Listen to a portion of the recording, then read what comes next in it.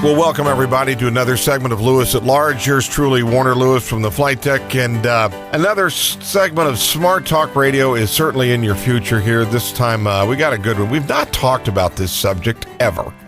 We've talked about alcohol. We've talked about alcoholics, but we have never talked about iconic spirits. And we're going to be speaking with none other than Mark Spivak.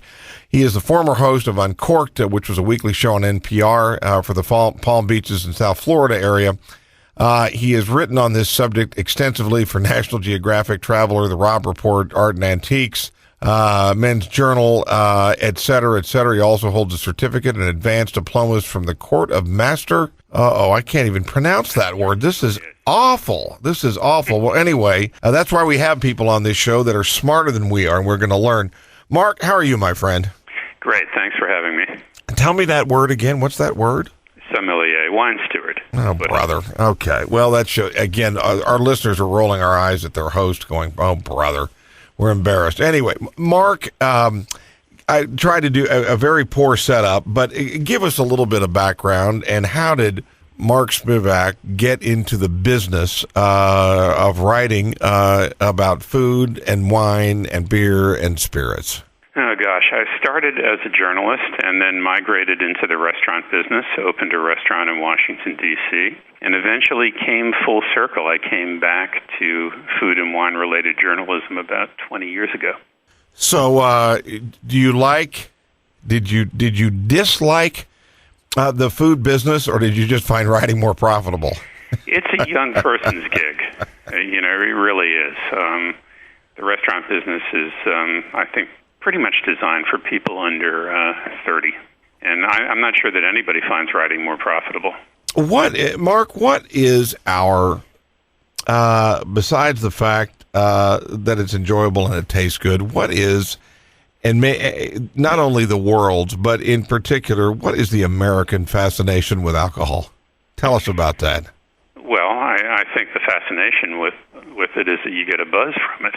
I mean, if it did not contain, intoxicating alcohol, nobody would be drinking it. You wouldn't be drinking it for the taste or the aesthetic components that people talk so much about.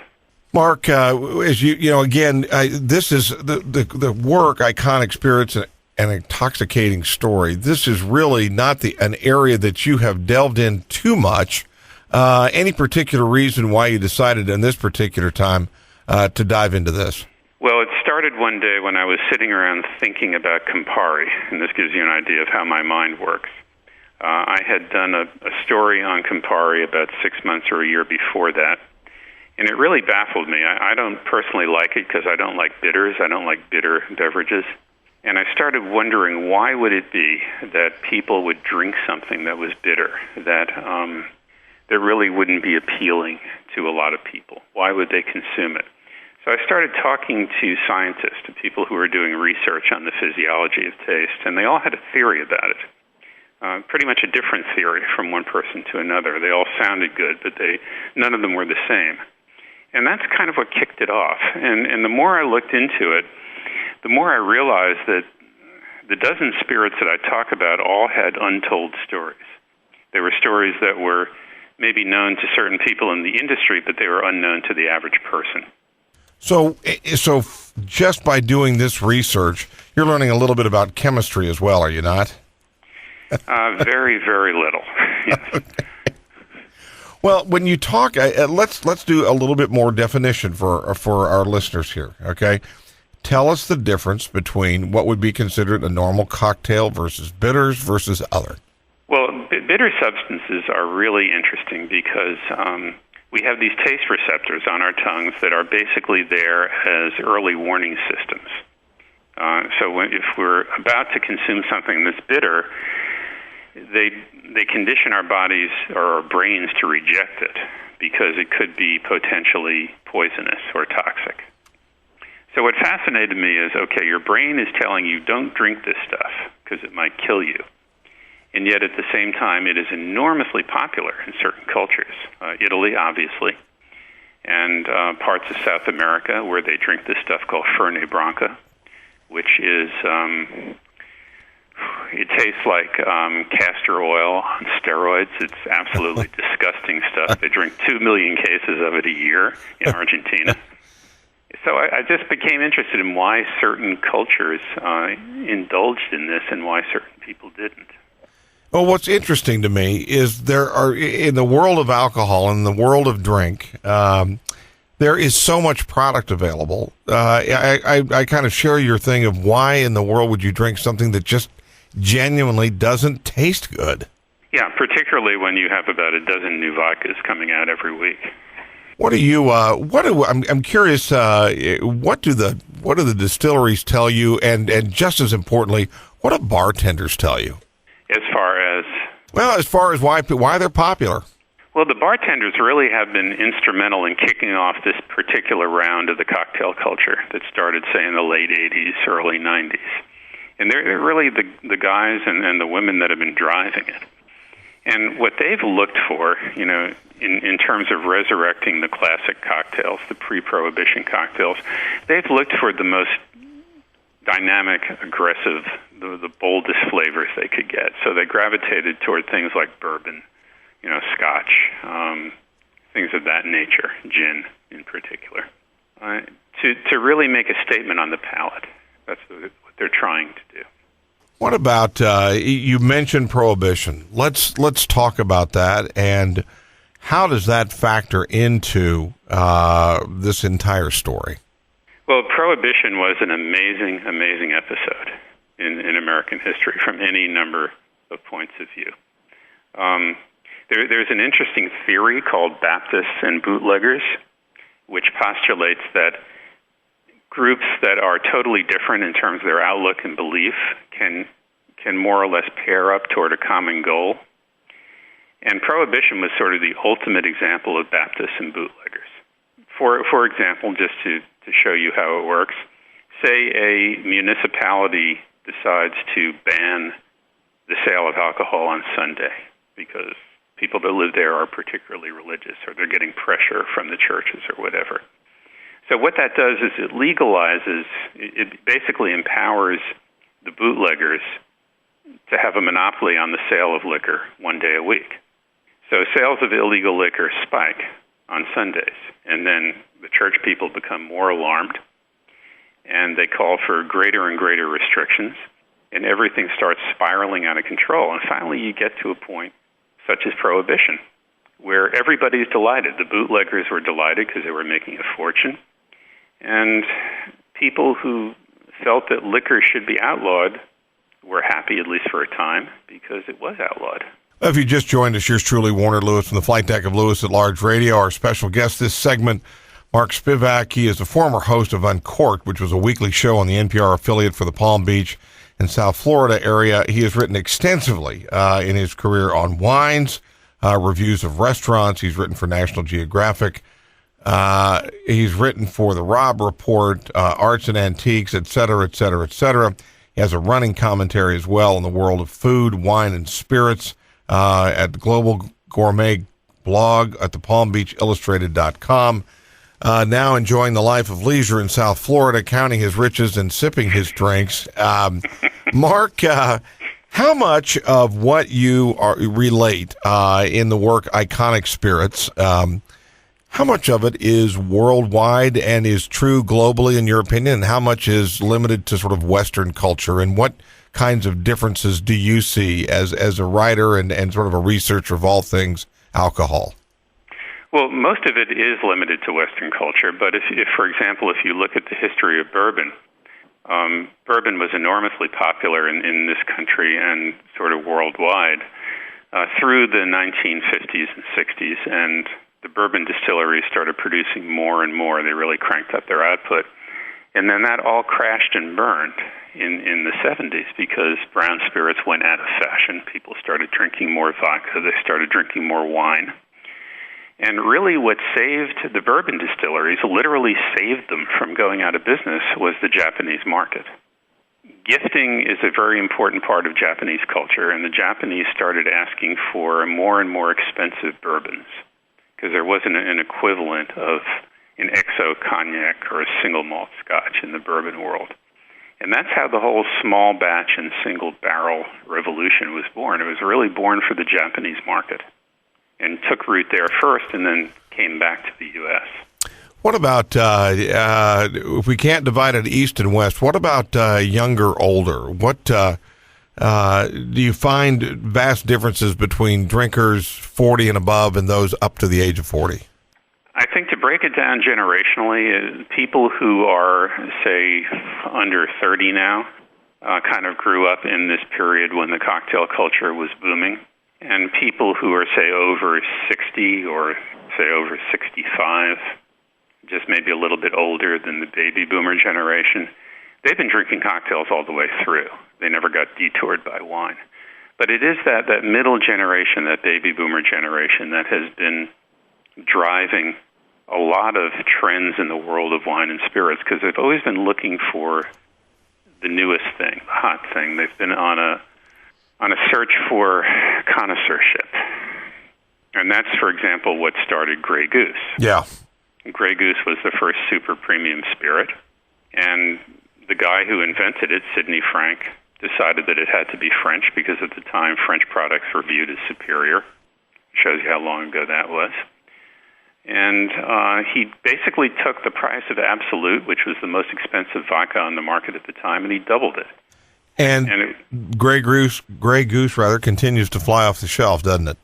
Right, and it was the first super premium spirit, is the first spirit to give people a sense of connoisseurship, which previously was something that had been reserved for wine drinkers. Where does, again, my assumption is, without looking at a bunch of stats, but in our history, wine and beer as a percentage of alcohol consumed ebbs and flows and suddenly becomes extremely popular, then it sort of falls back, and then where in terms of the popularity curve, where is, for example, and again, the book is far more than this, but where's beer right now? Well, that's an interesting category because you have the mainstream brewers, people like Budweiser, who are really suffering. I mean, sales of Budweiser have declined almost 50% from their peak in 1988, and they're dropping somewhere around 7-8% a year. But at the same time, sales of craft beers are absolutely exploding. They're skyrocketing. And I think that's the trend. People are looking for distinctive products. They're looking for locally made, locally sourced products. So they're looking for craft beer. They're looking for craft distillers. They're looking for their local wineries. They're getting behind and promoting their local wineries. That's really the trend that I see the most of. Mark, will there ever be anything close to, in the spirit world to match the local beer brewer? I mean, will there be such a thing as local bourbon companies and local vodka companies? Well, it's happening right now. I was out in Colorado last year visiting craft distillers. And 5 years ago, there were a handful. There were maybe 4 or 5 in Colorado. And when I went out there last fall, there were 40. So, again, they're popping up all over the place, and it's catering to that yen that people seem to have for locally created, locally sourced products. They want to support stuff that is made in their neighborhood or in their state or whatever it is. What about, and again, you're talking about Grey Goose. What would be maybe, and again, I'm going to leap over here to beer for just a second. There are some high premium beers for sure. Any in particular that have caught your eye as ones that are really on the upswing?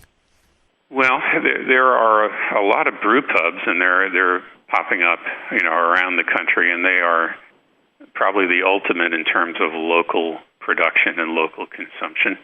But you've got craft brewers like, I interviewed a guy by the name of Mitch Steele from the Stone Brewing Company out in California, and they produce some really exotic, high-quality beer, and they're in national distribution, and these beers are not cheap.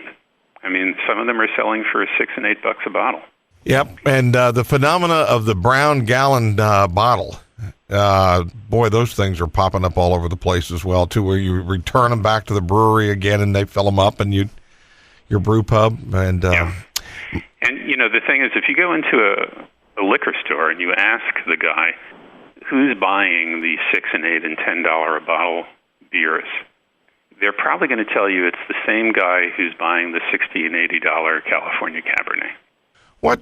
There's also, throughout Iconic Spirits, an intoxicating history, interesting stories. There's some illustrations, but there's also recipes. Curious as to who made the decisions as what recipes made it in and which ones didn't. Well, basically I did. In a lot of cases, unless it was a classic recipe from a particular place that I got permission for, what I did was I looked at, a couple of dozen different versions of the same cocktail recipe, and I sort of created an amalgam of one that I thought was the one you would be most likely to see. Because the origin of a lot of these classic cocktails is hard to pin down. There's usually 3 or 4 different stories as to how they got started.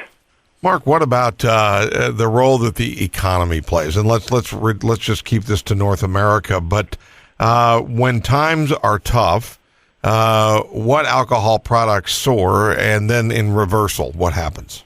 Well, the conventional wisdom is that when times are tough, people drink more spirits, and I don't know if that's any longer true. I know during the recent recession, wine sales didn't necessarily decline, but the price point of the average bottle declined radically. And that was probably one of the reasons I became interested in this subject, because wine, for me, has gotten a lot less interesting in the last 5 years. There's still a lot of interesting wine being made, but I can't afford to buy it. So on the level that the average person is drinking, which is sort of $10, $12, it's become a very generic, homogenized product. So I don't know that people drink less. I think they just drink cheaper, to answer your question. You mentioned sort of baby boomers and their interest. What about the generation coming behind them, Gen X, so to speak, and then let's go even deeper. What about all the way down to sort of Gen Y, the kids of the baby boomers? Yeah, well, that's interesting. I've talked to a bunch of people recently about this, and obviously they're being guided and driven by different stimulators than their parents. For example, they're not reading conventional wine magazines. They're not following the usual wine critics. They're not looking at the ratings that, say, the Wine Spectator or Robert Parker is giving a wine.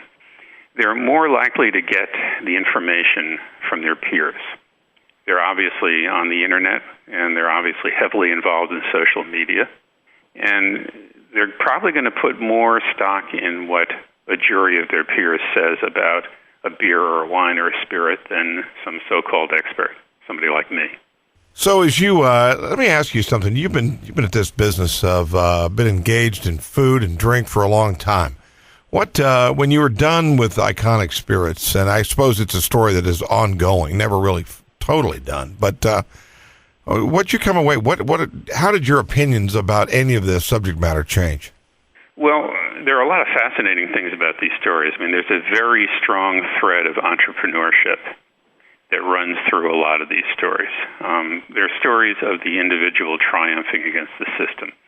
If you look at Patron Tequila, here you have a guy who started out as an orphan. He grew up in East Los Angeles. He was in a street gang. He was homeless twice in his life. And today he's number 66 on the list of the Forbes 400 richest Americans. Same thing with Sidney Frank. Grew up very poor, and right before he died, he sold Grey Goose for $2.2 billion, with a B, to Bacardi.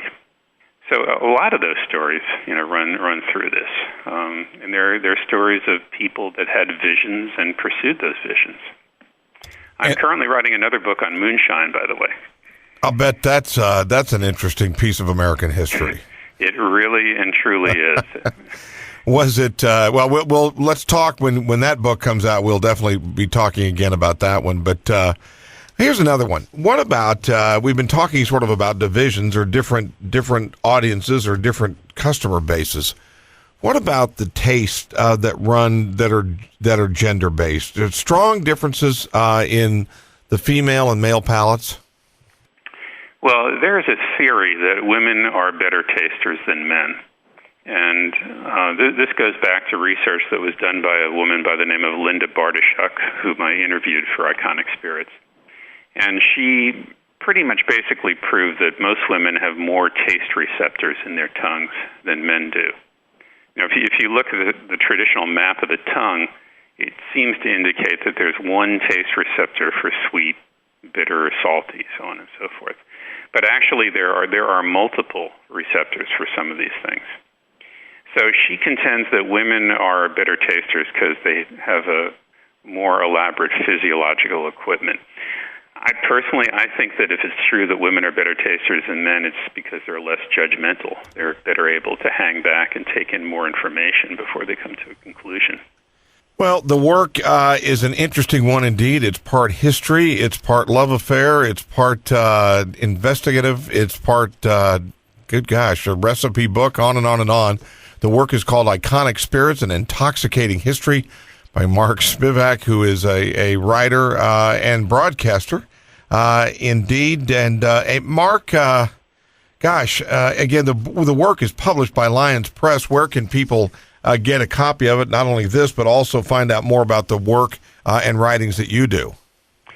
Well, Amazon is probably the best place to go for the book, unless you happen to live in a place that still has a bookstore. I got a couple of them, but not many. Yeah, Amazon's your best bet. There's a website, iconicspirits.net, which gives you information about the book and goes into some detail about all this stuff. And what about some of the work or blogs that you do?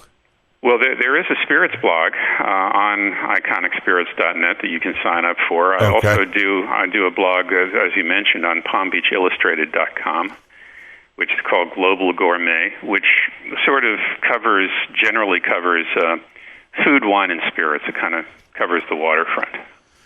Well, listen, I appreciate very much your time, your insights, and thank you for breaking our American spirit and alcohol virginity here on the show. We've been on the air since '96 and have never really talked about this in this much depth, but very pleased and thankful that we had you on, and would like to have you on again.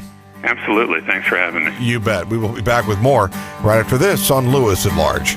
Thanks for being part of the ride for the last 60 minutes. Lewis at Large with Warner Lewis is heard every Sunday from 7 to 8 a.m. Be sure to check us out on the web too at lewisatlarge.com. We also love hearing from you, so send emails to lewisatlargeradio@gmail.com. Lewis at Large is a copyright presentation. All rights reserved.